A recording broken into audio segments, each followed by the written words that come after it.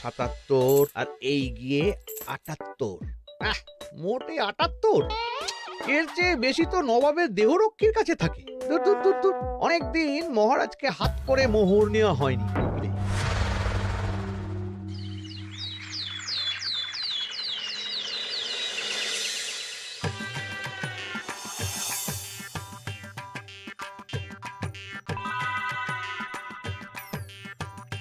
কই গো, কিছু কি ঠিক করলে? রাজকুমারের জন্মদিনে কি উপহার দেবে? হ্যাঁ গো, পেয়েছি। এই দেখো। উমা, এই যে তোমার ছোটবেলা সোনার আংটিখানা। হ্যাঁ গিন্নি, ঠিক ধরেছ। যেটুকু যা গয়না ছিল সবই তো দেওয়া হয়ে গেছে, নহে বিক্রি হয়েছে।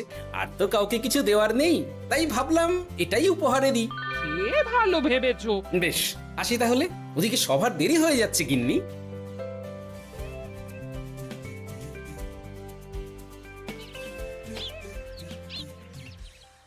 আচ্ছা শোনো, একটা কথা বলতে ভুলে গেছিলাম। আজ একটু তাড়াতাড়ি বাড়ি এসো, শাড়িওয়ালাকে আসতে বলেছি দুপুরে। আবার শাড়িওয়ালা কেন? আরে তুমি ভুলে গেলে, সামনে আমার বোনদির বিয়ে, তার জন্য নতুন শাড়ি লাগবে না গো। একমাত্র বড় মাসির মেয়ে বলে কথা। বুঝলাম। তো ওই একটা শাড়ির জন্য আবার আমাকে থাকতে হবে? 3টে শাড়ি উপহারের পাশাপাশি আমারও একটা শাড়ি চাই। হ্যাঁ আচ্ছা, তুমি নতুন শাড়ি নিয়ে কি করবে বলো তো? বিয়েটা তো তোমার বংশীর। বলি, সারাটা জীবন তো এই এক কাপড়ই কাটিয়ে দিলাম, কি দিয়েছো তুমি আমায়? কেন, এই নিজেকে? আমার মতো স্বামী আর কোথাও পাবে? ও সব মন ভুলানো কথায় আর চিড়ে ভিজবে না, তাড়াতাড়ি আসবে বলে দিলাম। হ্যাঁ অগত্যা।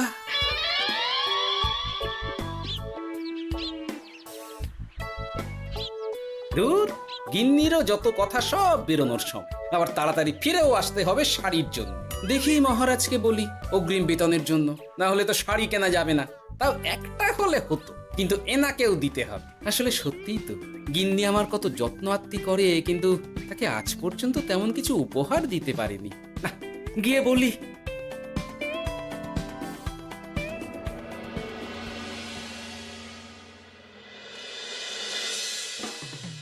রাজকুমারের জন্মদিন উপলক্ষে যে আপনারা এত উপহার এনেছেন তার জন্য অনেক ধন্যবাদ। আপনাদের সকলের আশীর্বাদ ও ভালোবাসা আমি রাজকুমারের কাছে পৌঁছে দেব। এ আর এমন কি মহারাজ, জানেনই তো রাজকুমার আমাদের সকলের কাছে কত প্রিয়। ঠিক ঠিক। কিন্তু আমি অবাক হচ্ছি আপনার প্রিয় গোপাল জন্মদিন ভুলে গেছে দেখে। এখনো পর্যন্ত তার কোনো পাত্তাই নেই। হ্যাঁ তাই তো, গোপাল আসেনি কেন? এসে গেছি মহারাজ। তা বলি, এসে তো উদ্ধার করে দিয়েছো। আজ রাজকুমারের জন্মদিন, সে কথা কি মাথায় আছে? ক্ষমা করবেন মহারাজ, আসলে ওই রাজকুমারের উপহার আর গিন্নির আবদার এসবের জন্যই আমার দেরি হয়ে গেল আর কি। এই নিন রানীমা, আমার তরফ থেকে রাজকুমারের জন্য ছোট্ট উপহার। অনেক অনেক ধন্যবাদ গোপাল। তবে মহারাজ, আমারও একটা অনুরোধ ছিল। কি? আমাকে যদি অগ্রিম বেতন হিসাবে কিছু মোহর দেন, তাই নিয়ে আমাকে একটু তাড়াতাড়ি বাড়ি ফিরতে হবে। উনি বলবেন আর ওনাকে দিতে হবে, মামা বাড়ির আবদার। যেটা জানেন না তার মাঝে এত কথা বলেন কেন? হ্যাঁ, আসলে মহারাজ, আমার গিন্নির বোনের মেয়ের বিয়ে সামনে, তাই গিন্নি আবদার করেছে ওই নতুন শাড়ি কেনার জন্য। জানেনই তো বিয়ে বাড়ির কত খরচা, তাই। এ তো খুব ভালো কথা, কিন্তু অগ্রিম বেতন কেন? এমন একটা ভালো খবর দিলে আমার তরফ থেকে তোমার জন্য কিছু মোহর উপহার। এই না। ধন্য মা আপনি। আপনার মতো মা থাকতে সত্যি ছেলের কোনো চিন্তা থাকে না রানীমা। ইস, বেটা আবার সুযোগ বুঝে মোহর পেল। কেন যে আমার এমন হয় না। এবার তাহলে আসি মহারাজ, গিন্নি ওদিকে অপেক্ষা করছে। হ্যাঁ হ্যাঁ, যাও যাও। আজ তাহলে সভা এখানেই শেষ করলাম। মহারাজ, আপনার সাথে আমার একান্তে কিছু কথা আছে। আমি অন্দরমহলে গেলাম। রানীমার আবার হঠাৎ কি হলো, ব্যাপারটা দেখতে হচ্ছে।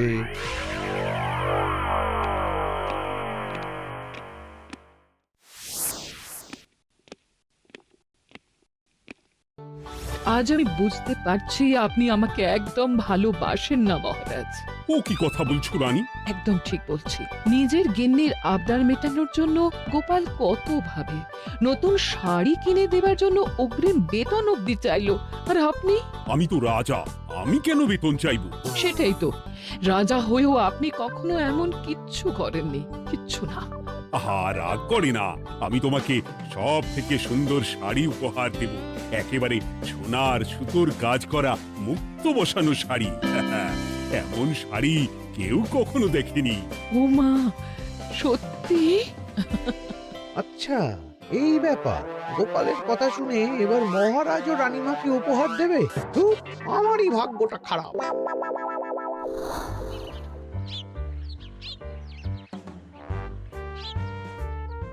হাজার চেষ্টা করেও গোপালকে আটকানো যায় না। দূর দূর দূর, আমি যা চেয়েছিলাম তা ওই গোপাল পেয়ে গেল। ও কি গো, তুমি কার সাথে কথা বলছো? দুর্ভাগ্যর সাথে। কি সব অলক্ষণে কথা? কি হয়েছে? কি আর হবে, সবই তো তোমার দোষ। আমার দোষ?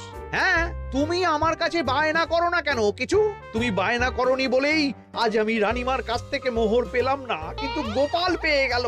এবার বুঝলাম। ঠিক আছে, এখন তাহলে বায়না করছি, তুমি কাল গিয়ে সেটা রানীমাকে জানাবে, ঠিক আছে? হ্যাঁ, করো করো করো, বায়না করো, বায়না করো। কি চাই, কি চাই, কি চাই? পেয়েছি। তুমি রানীমাকে গিয়ে বলবে যে আমার একটা সোনার হার চাই। এই না হলে আমার বউ।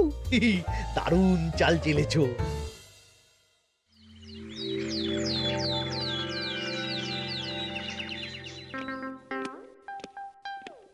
কি গো মন্ত্রী, আজ যে তুমি দেরি করলে বড়। আগে মহারাজ, আমাকে সময় নিয়ে শোনাতে শোনাতে মন্ত্রীমশাইয়ের মনে হয় নিজেরই সময় জ্ঞান খারাপ হয়ে গেছে। তুমি থামো তো মহারাজ, আমারও খুব বড় একটা বিপদ হয়ে গেছে।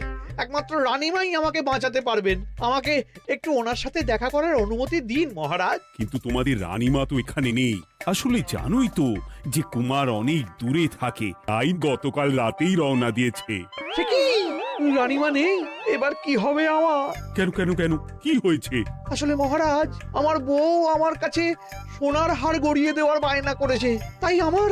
বুঝেছি বুঝেছি, চুপ করো তুমি। এখন তোমাকে মোহর দিতে পারবো না। কেন মহারাজ? পরের মাসে দিতে পারবো।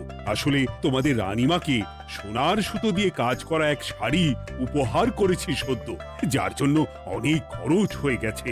তাহলে আমার সোনার হার পরের মাসে গড়িয়ে দিও। এটা তো ঠিক না। গোপাল আপনার প্রিয় বলে যখন যা চায় তখনই সাথে সাথেই পেয়ে যায়, আর আমার বেলায় এমন। এমন কোনো ব্যাপার নয় মন্ত্রী। মহারাজ, আপনি বরং আমাকে দেওয়া মোহরগুলো আমার অগ্রিম বেতন হিসেবে ধরুন, না হলে মন্ত্রীমশাই এমন অভিযোগ বারবার করবেন। আহা গোপাল, তোমাকে তো স্বয়ং রানীমা উপহার দিয়েছেন, এসব কিছু করতে হবে না। যেমন আছে তেমনই থাক। ঠিক আছে, আমিও দেখে নেব পরে। কি দেখে নেবে মন্ত্রী? না না, ও কিছু না মহারাজ, পরেই দেখে হার গড়ানোর কথা বলছি। না, মন্ত্রীর হাবভাব মোটেই ঠিক ভালো লাগছে না। বেটা মনে মনে নিশ্চয়ই কোনো ফন্দি আসছে আমার বিরুদ্ধে। কিছু একটা করতেই হবে। গোপালের ওই মোহর উপহার পাওয়াটা আমি কিছুতেই মেনে নিতে পারছি না। একটু মাথা খাটাই, একটু মাথা খাটাই।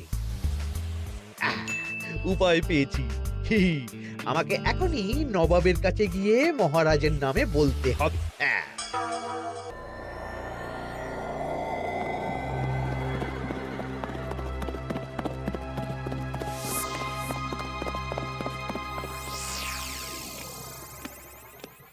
প্রণাম নবাব বাহাদুর। আরে এতে কৃষ্ণনগরের রাজা কৃষ্ণচন্দ্রের মন্ত্রী, তো হঠাৎ এখানেই কেন? আমি নবাব বাহাদুরকে আন্তরিক ধন্যবাদ জানাতে এসেছি। কিসের জন্য? এই যে আমরা খুব খুশি রাজা কৃষ্ণচন্দ্রের মতো একজন শক্তিশালী রাজা পেয়ে। শুধু সামরিক বলেই নয়, আর্থিক, সামাজিক, রাজনৈতিক সব দিক থেকে। আর এটা সম্ভব হয়েছে আপনার মতো একজন নবাবের মহারাজের ওপর কৃপা দৃষ্টির জন্য। বলতেটা কি চাইছো তুমি? তেমন কিছুই না, আপনার গুণগান করছি। নইলে আপনিই বলুন না, আমাদের মহারাজ কখনো সোনার সুতোয় বোনা মুক্তোর কাজ করা শাড়ি কিনে রানীমাকে উপহার দিতে পারে? কি সোনার শাড়ি? হ্যাঁ, এমন দামি শাড়ি যা হয়তো নবাবের কাছেও নেই। ঠিক আছে ঠিক আছে, তুমি এখন আসতে পারো। আর শোনো, আমি তোমাদের রাজ্য পরিদর্শনের জন্য লোক পাঠাবো। কবে কখন সেটা কাল তোমাদের সূচনা পাঠিয়ে দেবো, কেমন? তো, ঠিক জায়গাতেই আগুনটা ধরিয়েছি মনে হচ্ছে। বেশ। ব্যাপারটা আমার মোটেই ঠিক লাগছে না উজির। কৃষ্ণচন্দ্রর মতো এক সামান্য রাজা এত দামি শাড়ি কিনলো কি করে? কালো বাজারি করছে না তো? আমিও একই কথা ভাবছিলাম হুজুর।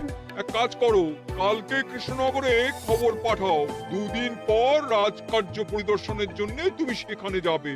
সব খতিয়ে দেখবে, আর কিছু বেগতিক বা গরমিল দেখলে সেটা বাজেয়াপ্ত করে নেবে, কেমন? আর কে হুজুর?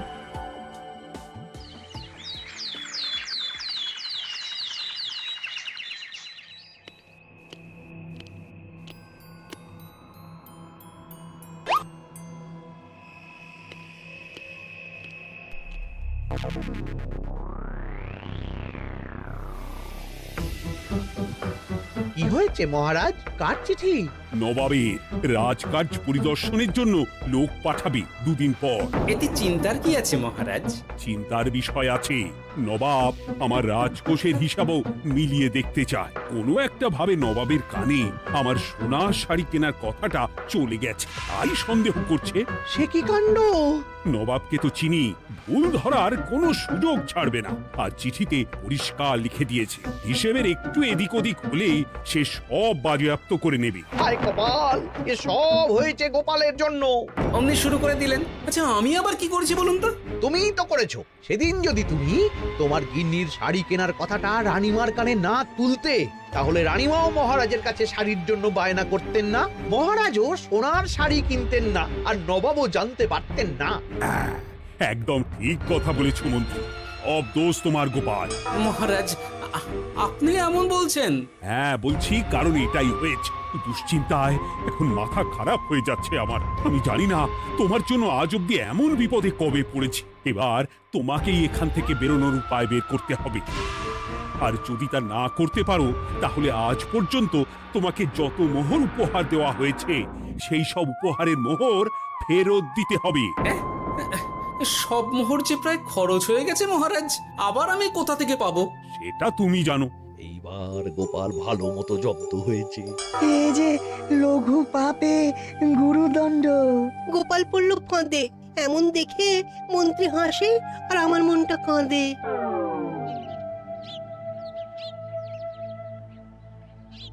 এখানে বসে কি করছো গো গিন্নি? এসে পড়েছো? ও মা, তোমার মুখটা এমন শুকনো দেখাচ্ছে কেন? আর বলো না, এই হিসেবের ঠেলায় সবকিছু বেহিসাবি হয়ে যাচ্ছে একেবারে। আচ্ছা, তুমি কি করছিলে ওই রসিদগুলো নিয়ে? দেখে হিসেব করছিলাম এই মাসে অনেক খরচ হয়েছে কিনা, সেই বুঝে পরের দিনগুলো চালাতে হবে গো। কি বলে? রসিদ দেখে হিসেব কষা? রি, এটা তোমার মাথাতেই আসেনি। ধন্যবাদ গিন্নি, আরো একবার তোমার জন্য এই যাত্রায় আমি বেঁচে যাব মনে হচ্ছে। বেঁচে যাবে কেন? কি হয়েছে? আচ্ছা, আমাকে আবার একটু রাজপ্রাসাদে যেতে হবে। আমি এলাম গিন্নি। কি যে বলে লোকটা, কিছুই বুঝতে পারি না। হ্যাঁ,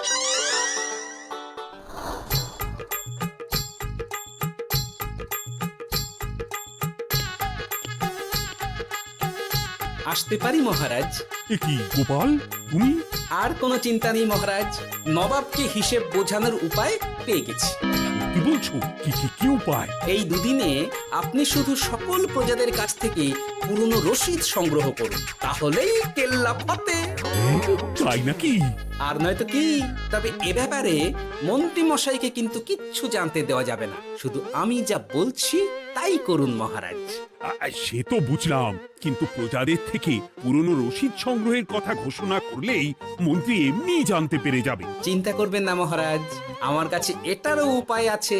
আপনি শুধু খেয়াল রাখবেন যাতে এই কথা 5 কান না হয়। বাকিটা ভরসা রাখুন, কৃষ্ণনগরের একটা ঘাসও নবাব বাজেয়াপ্ত করতে পারবে না।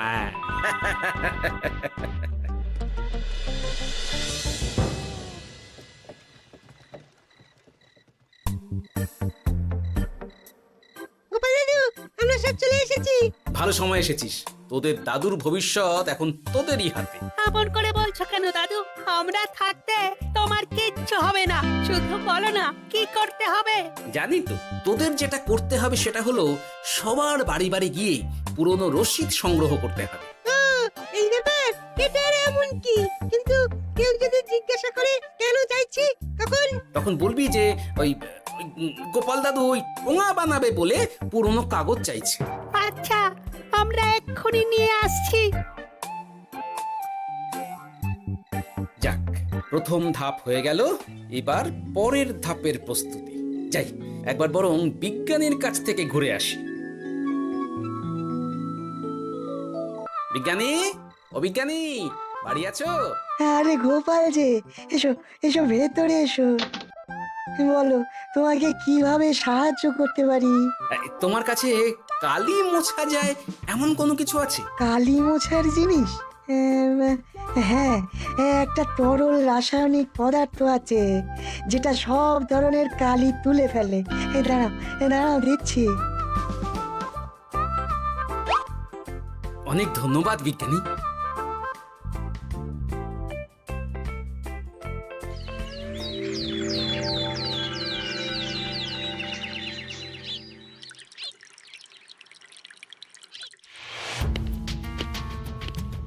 আসুন আসুন, আপনার জন্যই তো অপেক্ষা করছিলাম। তাই নাকি? এতটা পথ উনি এসেছেন, আগে ওনার জন্য শরবত ও মিষ্টির ব্যবস্থা করি। এই যে মহারাজ, আমি জল মিষ্টির ব্যবস্থা করে এনেছি, এটাও সাথে নিন। এটা কি? কেন, হিসেব ভোলা ময়রা পাঠিয়েছে এই মিষ্টি ও শরবতের দাম। এর মধ্যে এই কাজের সাথে যুক্ত ভোলা ময়রা আর তার পরিচারকের পারিশ্রমিকও যুক্ত আছে। হ্যাঁ, আসলে আমাদের মহারাজ তো প্রতিদিনের খরচ খুব হিসেব করে চলেন, তাই। ও, আমি একটু বসবো? নিশ্চয়ই, ওই তো ওদিকে বসার জায়গা। আপনি কি হাওয়া খাবেন উজির সাহেব? তাহলে রশিদে ওটাও যুক্ত করব। মশকরা হচ্ছে? আহা, রেগে যাচ্ছেন কেন? আপনার সাথে মশকরা করার মতো স্পর্ধা আমার নেই উজির সাহেব। আসলে মাসের শেষ তো, তাই একটু বেশি হিসেবে চলতে হচ্ছে আর কি। আমাকে হিসেব দেখাচ্ছ? আর রাজা কৃষ্ণচন্দ্র যে সোনার সুতোয় বোনা শাড়ি কিনতে পারলো, সেটার হিসেব কোথায়? একটা সামান্য রাজা এত অর্থ পায় কোথা থেকে? এ আবার কেমন কথা? মহারাজ যা কিনেছেন সেটা তো তার জমানো অর্থ দিয়েই কেনা। আমি বিপথে কোনো কাজ করি না। সেটা তো রাজকোষের হিসেব দেখলেই বোঝা যাবে। শুনে রাখো গোপাল, একটু যদি হিসেব এদিক ওদিক দেখি না, তাহলে সব বাজেয়াপ্ত করে দেব। কোনো চালাকি নয়, কোনো চালাকি নয়। বেশ, তবে করুন হিসেব। আমাদের কাছে কিন্তু সব কিছুর রসিদ আছে। কই গো, আনো সব, আনো আনো।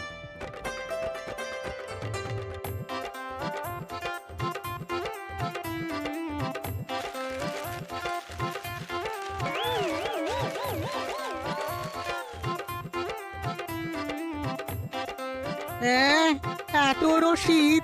আপনি বরং নিশ্চিন্তে হিসেব কষে নিন, আমরা আসি।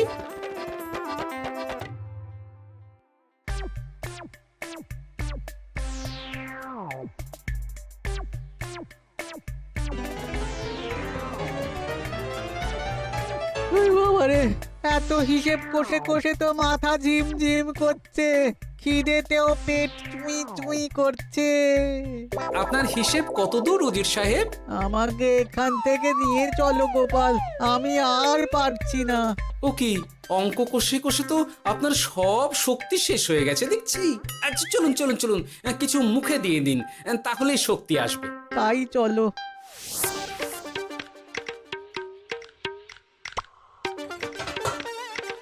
নিন, এটা হলো দুপুরের খাবার, আনাজ মশলা এমনকি রান্নার ঠাকুরেরও পারিশ্রমিকের হিসেব। এবার আমি পাগল হয়ে যাব। আমি আর কোনো হিসেব দেখতে চাই না। সব সময় কি আর হিসেব নিয়ে চলা যায় নাকি? কি আর করা যাবে বলুন? হিসেবে না চললে আপনি তো মহারাজের উপার্জনের উপর সন্দেহ করবেন, আর বেশি খরচ হলেই সম্পত্তি বাজেয়াপ্ত করবেন। তাই বলে সব কিছুতেই হিসেব?